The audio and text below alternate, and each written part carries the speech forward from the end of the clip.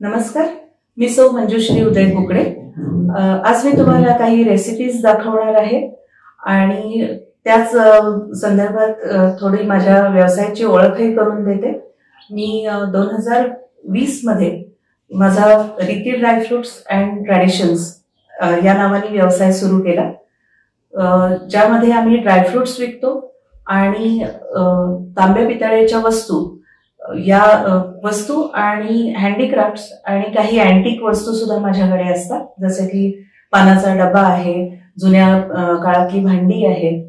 तर या सगळ्या वस्तूंची या बिझनेसची सुरुवात खरं तर असं झालं की कोरोनाच्या काळात नॉनस्टिक किंवा बाकीचे धातू यामध्ये शिजवणं यापेक्षा तांब्या आणि पितळेच्या भांड्यांमध्ये शिजवणं हे केव्हाही आरोग्यदायी होतं आणि लोकांना त्याचं महत्त्व कळलं। कोरोनाच्या काळात मला ही संधी वाटली आणि घरातल्या सगळ्या जबाबदाऱ्या, मुलीची जबाबदारी, तिचे शाळा कॉलेज किंवा तिचे क्लासेस, एक्स्ट्रा करिक्युलर ॲक्टिव्हिटीज इथे नेणं आणणं हे सगळं संपलेलं होतं आणि घरी बसून काहीतरी आपण करू शकतो।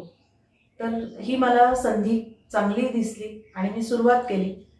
आज माझे 3 वर्षातले 1000 ग्राहक आहेत आणि आम्ही होम डिलिव्हरीज करतो। या सगळ्या वस्तू तुम्हाला घरपोच मिळतात। मी आतापर्यंत दुबई, अमेरिका, इंग्लंड, युरोपमध्ये आणि ऑस्ट्रेलियामध्ये स्वतः मी वस्तू पाठवलेल्या आहेत आणि वाजवी किमतीत आणि अतिशय खात्रीशीर वस्तू तुम्हाला आमच्याकडे नक्की मिळतात। आणि आता आपण ही झाली माझ्या व्यवसायाची ओळख। आता आपण मी तुम्हाला काही रेसिपीज दाखवणार आहे। तर आहोत मोहनथाळ कसा करायचा त्याची इन्ग्रेडियंट्स सांगते। 2 वाट्या बेसन या वाटीने घेतलेलं आहे, 1 वाटी साखर, 1 वाटी तूप आणि दुधात भिजवलेलं केशर थोडंसं आणि वरून लावण्यासाठी वरखं। आता आपण बाकी तयारीला सुरुवात करूया। बेसन काढून घ्यायचं आपण।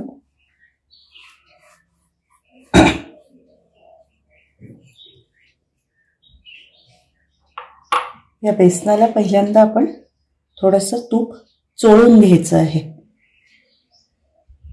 आणि बाकीचं तूप आपण बेसन भाजण्यासाठी वापरणार आहोत। हे तूप गरम पातळ करून घ्यायचं आणि नंतर हे बेसनला असं लावून घ्यायचं।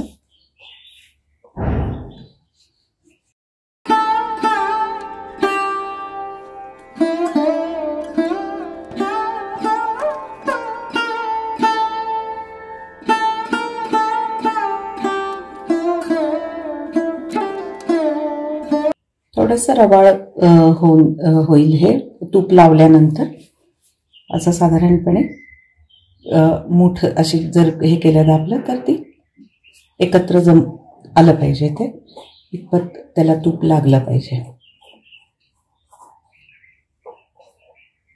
आता यानंतर आपण बेसन नेहमीप्रमाणे बेसनच्या लाडवासाठी जसं आपण भाजून घेतो तसं तुपात आपण भाजून घेणार आहोत।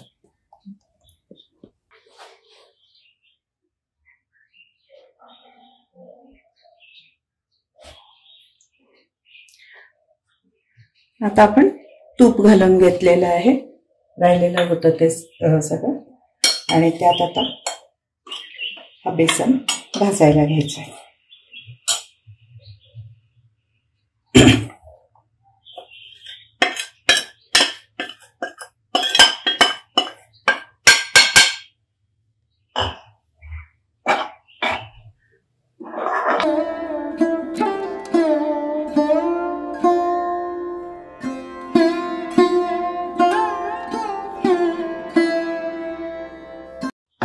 छान साधारणपणे 7-8 मिनिटापर्यंत हा भाजून घ्यायचा, सतत हलवत राहायचं, जेणे करपलं नाही पाहिजे पण रंग बदलला पाहिजे।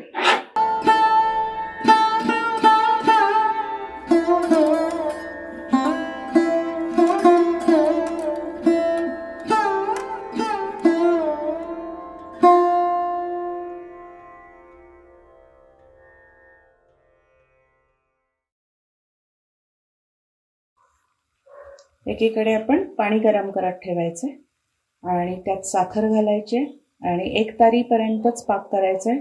फार चिकट पाक होता कामा नये आणि आपल्याला नंतर त्यात हे करायचं. आणि आता त्याच्यात आपल्याला केशर घालायचं आहे.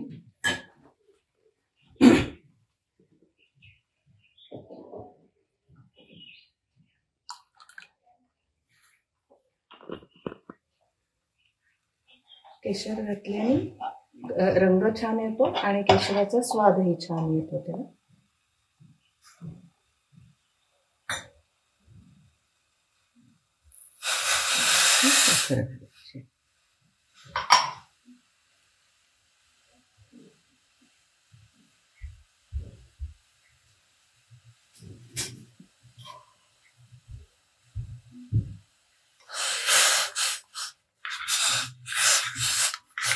यामध्ये हवा असेल तर तुम्ही फूड कलर घालू शकता केशरी, पण गरज नाही पडत कारण आपण केशर घातलेलं आहे.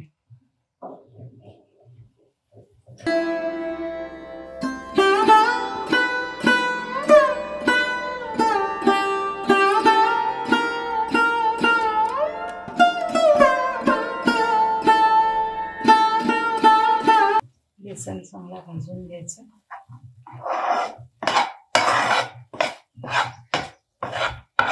हळूहळू तूप सोडायला लागेपर्यंत तो, आणि रंगही बदलला पाहिजे. आता आपलं बेसन भाजून झालाय आणि आता रंगही बदललेला बघा तुम्ही.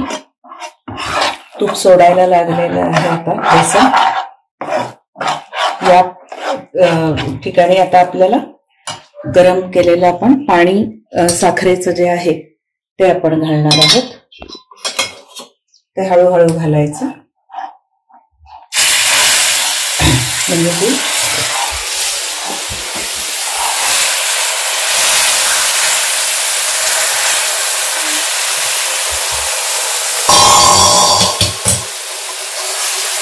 म्हणजे कणीदार जो मोहनथाळ होतो तो यामुळे होतो. आता छान तो कणीचं हे होईल आणि हे पाणी सगळं साखरेचं आटेपर्यंत आपण परत शिजवून घ्यायचं. गॅस याच्यात बारीकच ठेवायचा.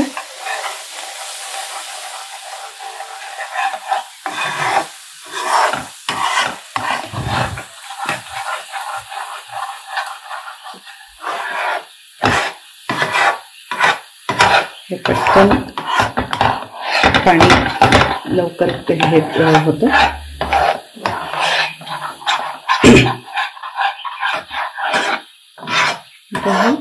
हा गोळा मिळून येतो. थोडंसं शिजून द्यायचं हे.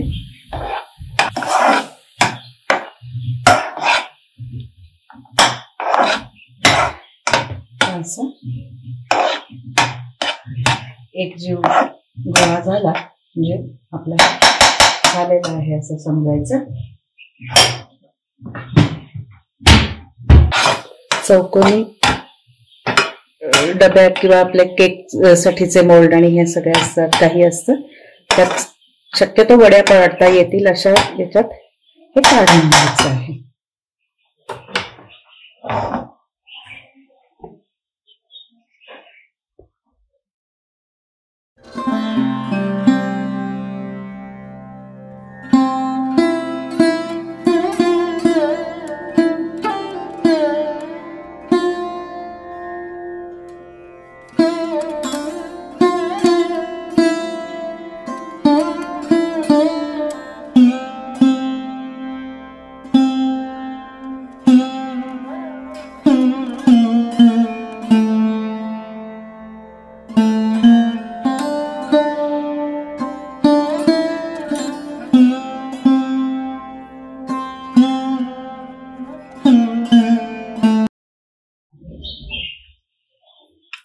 व्यवस्थित पसरून घ्यायचं आणि थंड व्हायला ठेवायचं आणि थोडं कोमट झाल्यानंतर आपल्याला याच्या वड्या पाडायच्या.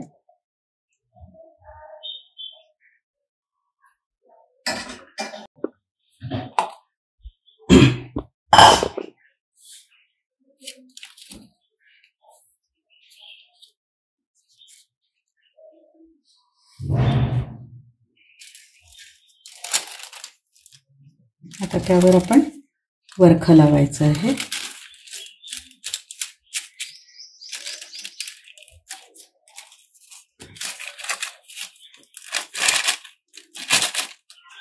एक साधारण अर्धा तासाने वगैरे हे थंड होईल. त्यानंतर आपण याच्या वड्या पाडूया.